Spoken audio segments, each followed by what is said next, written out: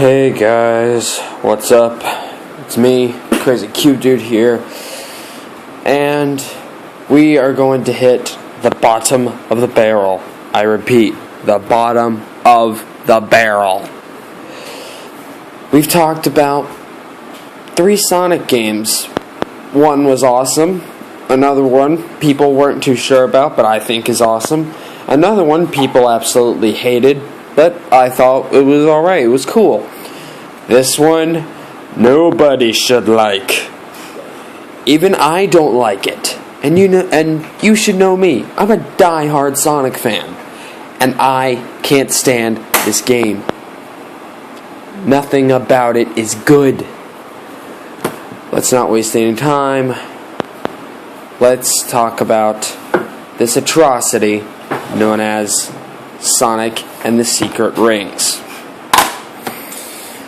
What is there to say about this game that hasn't already been said by many people, including IGN? IGN was actually right for a change, but including IGN, Some Call Me Johnny, and everyone else who's ever reviewed this game. A little bit of backstory for you. Here's a little bit of trivia. You know Sonic 06, what I call Sonic Adventure 3 from yesterday? That video, or that game, was actually supposed to be ported to the Wii. But guess what we got instead, because some people wanted to change the whole entire story and gameplay style. What we got, instead of a port of Sonic 06 to the Wii, is this piece of crap atrocity. If you can't tell, I hate this game.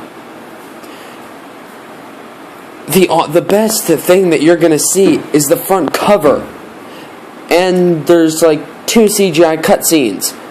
One of which is played one of which was actually played for the trailer. Another of which was the same thing was played when you entered the final area of the whole game.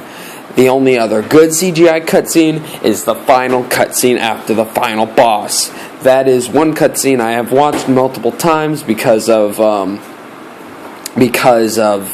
YouTube. But plus, it's an okay cutscene. It's all right. It's cool. But that's the only thing I can redeem about this game. This game is just, let's talk about the story first of all. The story, first of all, it's not canon. The story is strange, and it's not even easy to follow. It's like long storybook kind of pages sort of thing, and it's so strange, and it's weird because depending on the order of stages you play, you'll get like a cutscene that you from the third world that you should be getting in the third world before you even beat the first world. That's how weird this game is sometimes. It's a messed up order of just what the crap were they thinking? My God. Anyway, let me see if I can get through the story of this. You're sleeping, Sonic is sleeping, and there's a genie who pops out of a book, or a ring, or whatever, and drags you into the book because she's like, hey Sonic, I need your help, man. I need your help, dude. And so he's like, okay. And, well, he's actually not given any choice on the matter. When you're doing the tutorial levels, which, by God, that's the first piece, that's like the first time you experience the crappiness of this game. The second you touch, but the second you start playing, you are thinking, oh my God, what am I getting myself into? Now, this game, continuing with the story, not long after you start everything, Eraser Jin pops up. He's the main bad guy out of this whole shooting match. And he's another genie. He kind of reminds me of Ganondorf, actually. But that's not the point. What he basically does is he shoots you with an arrow, saying if you don't recover all the 7 world rings, rings, which is obviously representing the 7 Chaos Emeralds, the flame will go out, and Sonic will die. So obviously he can't die, so he has to go get him, and that's the whole game. The rest of that's the whole story. The rest of it is in between all the worlds and stuff is just like meaningless and pointless character development between Sonic and the genie, Shara. It's like you get more of Shara's backstory, which honestly no one gives a crap about. Sonic even doesn't have that much of an interest. He's basically just saying, "Hey, it's okay." That's all he says. Oh my god. So that's basically all the story is, and Eraser Jin is there messing up everything. It kind of reminds me of if you guys ever saw that one Timmy Turner episode with Tom Sawyer in it, where they went book hopping. They went in between the different books, and Tom Sawyer was constantly changing the words and changing all the stories, and it was a cool episode. That's all that happens in this game. Eraser Jin is just changing all the stories, and everything is getting screwed up. Sonic is Timmy Turner with speed and no magic. But, whatever. So, the story comes to a close when you finally do acquire all the 7 world rings, and you do come and it's really anticlimactic when you first fight Eraser Jin. I'm not even gonna bother explaining. I'm not even gonna bother saving spoilers, because I pray to God that you people don't even play this stupid game. You get the 7 world rings, and you're like, I'm not gonna give them to you. And he's like, then fight me then. You'll never be able to beat me. And guess what? You beat him. I think it took me over 3 hours, including a nap, to beat this stupid boss. The semi-final boss battle. I rage quit so much. I set the controller down twice, took a nap after the second time, got something to eat, and then came back and started playing again. I finally beat it at I think it was like 12:30 or something like that, 12:45 maybe. I beat that game at 12:45, or beat the semi-final boss battle at 12:45 a.m. This was during Thanksgiving break, so I didn't have anything to worry about. And then you had to finish up some other stages in the game before you can actually unlock the true final boss battle, which I think is completely stupid. You think you beat the game when it's like, nope, you still have a boss fight to do. And it's stupid that they make you do these extra missions. That's not what I'm talking about. In order for the story to progress, it's mandatory that you do side missions. Only one comes to mind that's relevant to the plot, and it was in the City of Bones. That's the best way I can describe it. I don't know what, the Skeleton Dome. That's what it's called, Skeleton Dome. It was where you meet the king in his palace, and he's his bones are scattered. It reminds me of the Freddy Krueger NES game where his bones are scattered everywhere. But he says, "Can you go get my bones?" And that's a side mission. That's okay. And then he says, "Can you also take care of these dead soldier things that have come back from the dead because of Eraser Jin? Can you take care of them for me?" And that's a rampage mission. I'm okay with those, but those are the only side missions I'm okay with. Everything else can go screw itself. And I mean that. Every single side stage and some of the main stages in this game can go screw themselves because of how bad they are. And how stupid they are.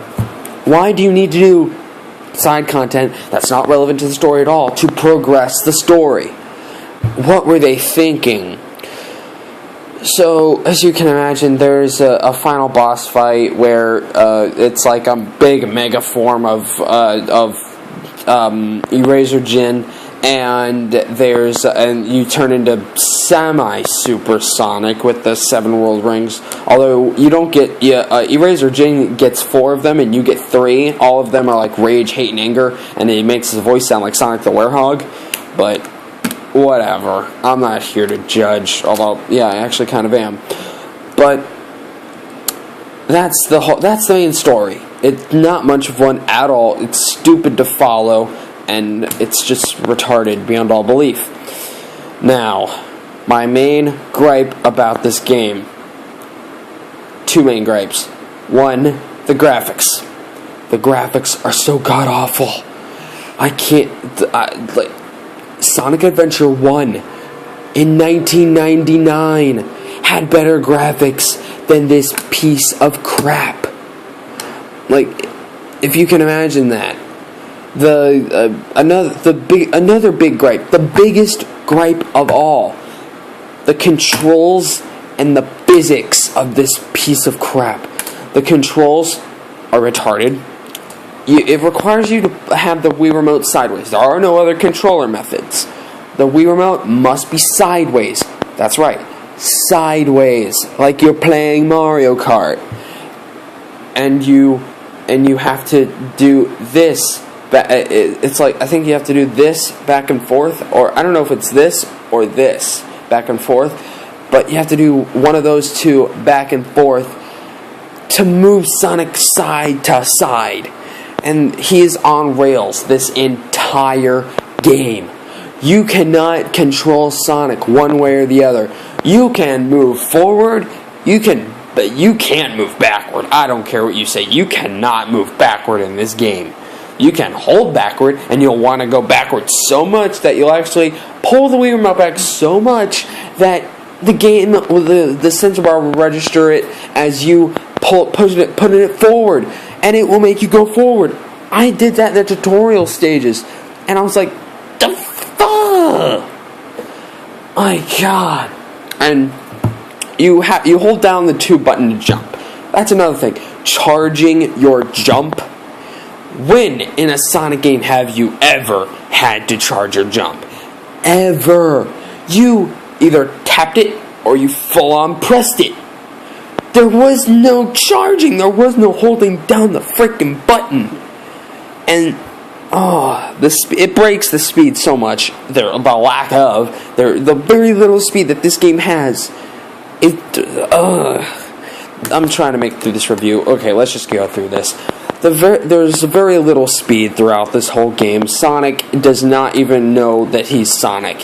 He moves as slow as a freaking slug, and if you have any sort of speed, the game will like it looks like a slideshow.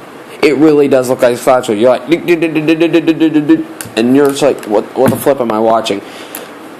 The homing attack. That's another thing. It has the green cursor, and which says like, hey, you like that thing is homing attackable, I guess.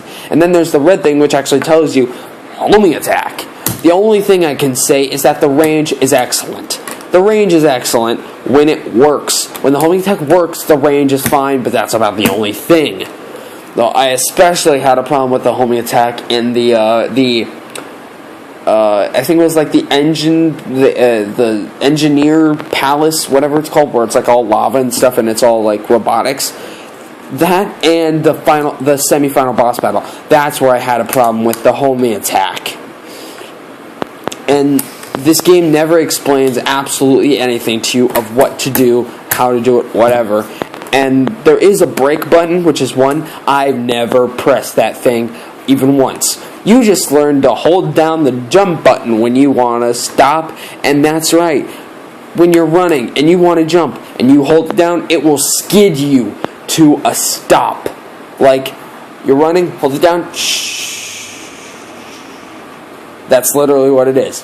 I never used the brake button. That was my brake button. Oh.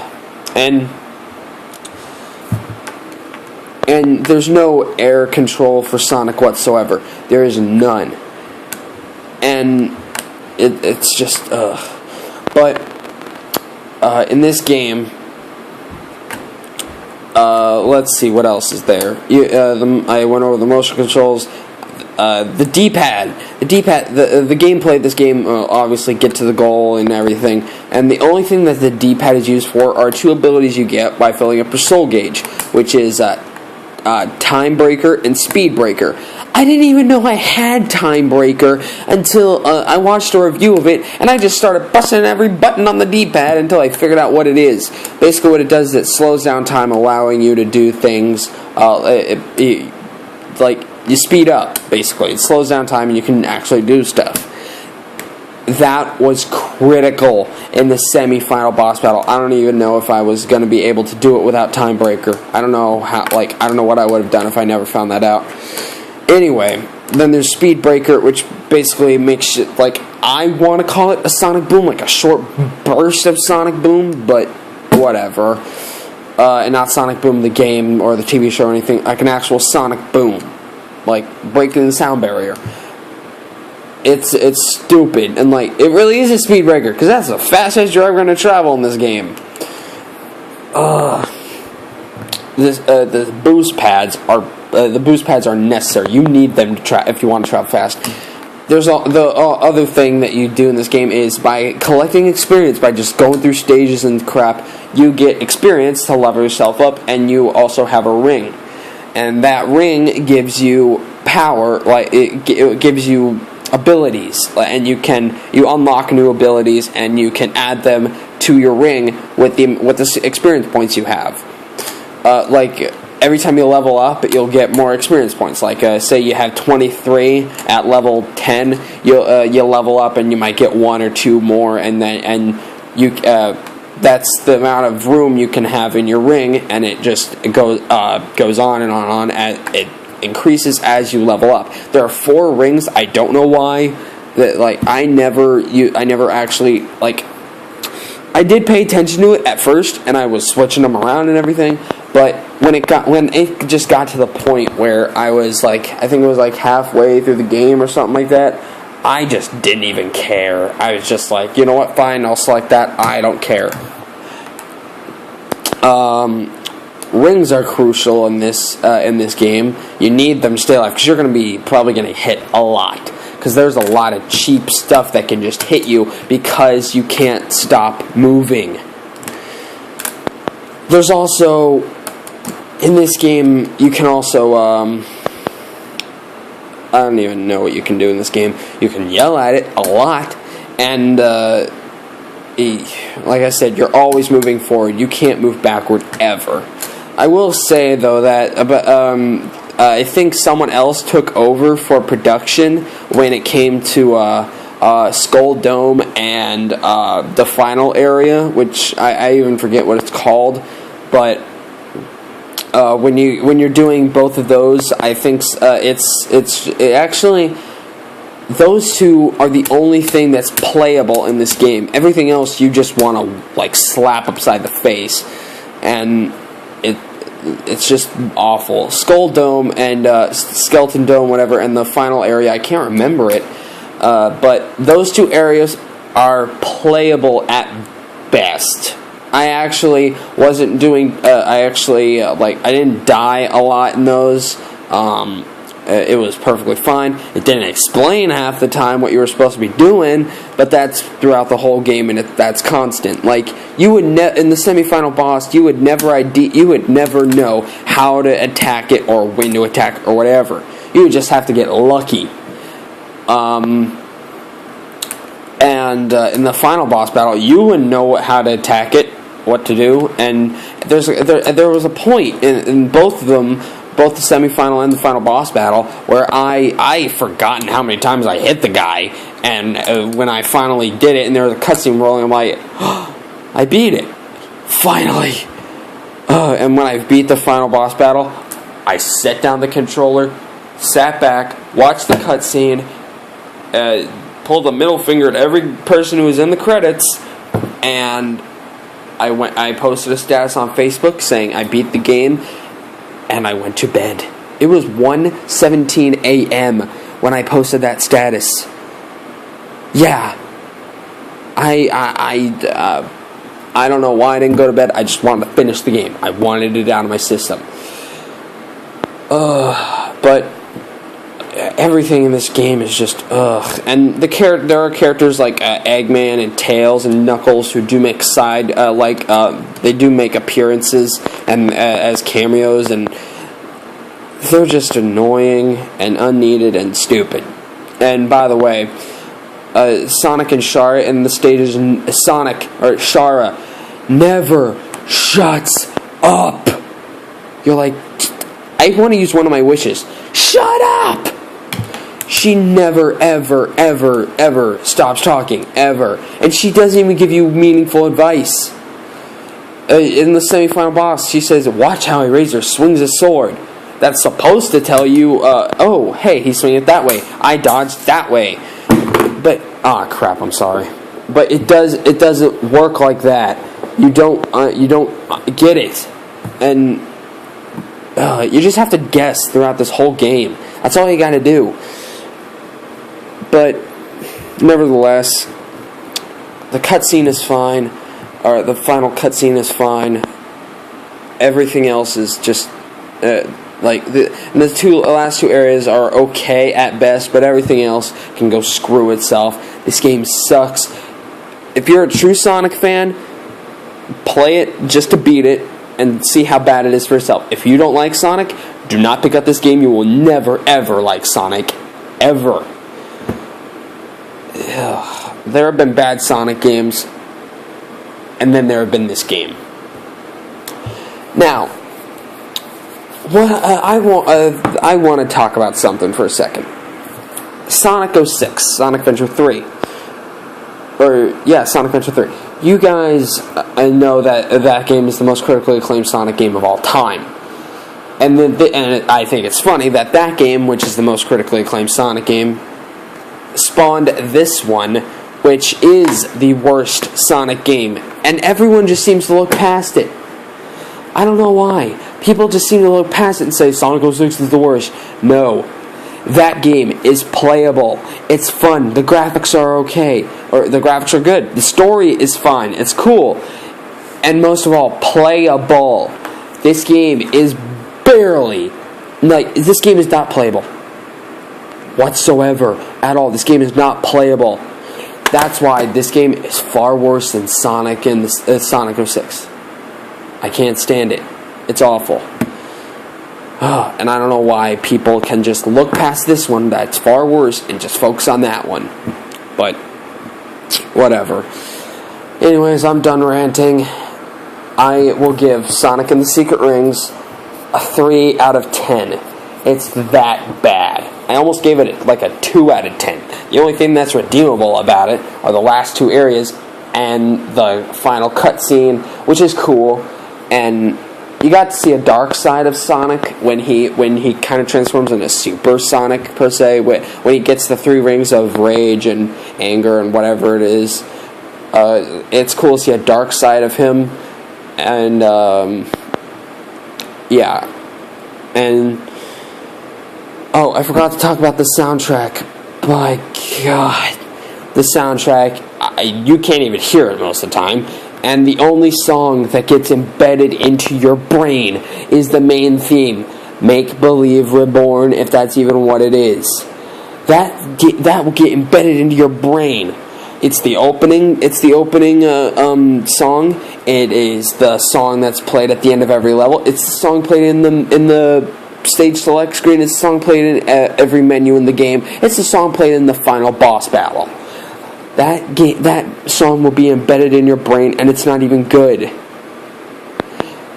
I can't tell you how many times I heard, no such thing as you never do. Oh, God. I don't even know who did it. If it was Crush 40, I'm sorry. I love all the rest of your Sonic music, but I don't like this one. I don't like this soundtrack at all. I don't even know what the rest of the soundtrack is. All I know is I can't stand that song. I just can't. I'm sorry, Crush 40, if that was you, and whoever that was, if that wasn't Crush 40, make better music right now. I'm sorry. Just make better music. But Sonic and the Secret Rings, the only time I'll ever touch it again is to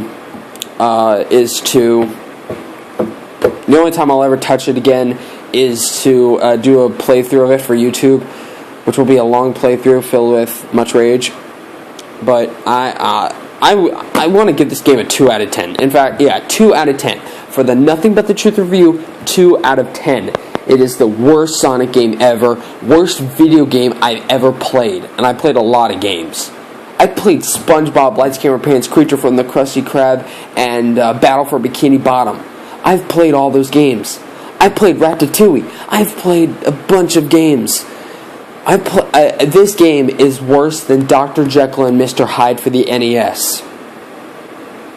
I said it. This game is worse than that, and I've played it. I've played Dr. Jekyll and Mr. Hyde on the NES. This game is worse. But I gotta go rest my voice now, and I gotta go to sleep. Because it's 11:47. I gotta get this thing uploaded. Anyway, I'll see you guys tomorrow and the next day. We're done with anything that might be considered bad, and we went from good to cool we went from good great to good to cool to crap, and now we gotta balance it out. We gotta do good and great. So this has been Crazy Q Dude, Nothing But the Truth review number 8, Sonic and the Secret Rings for the Nintendo Wii. It's a piece of crap, 2 out of 10. And I'll see you guys tomorrow for a review of either Sonic Adventure 2 Battle or Sonic Generations. Whichever one I decide. I've already decided, but yeah. So I'll see you guys then. Have a nice night. Peace out.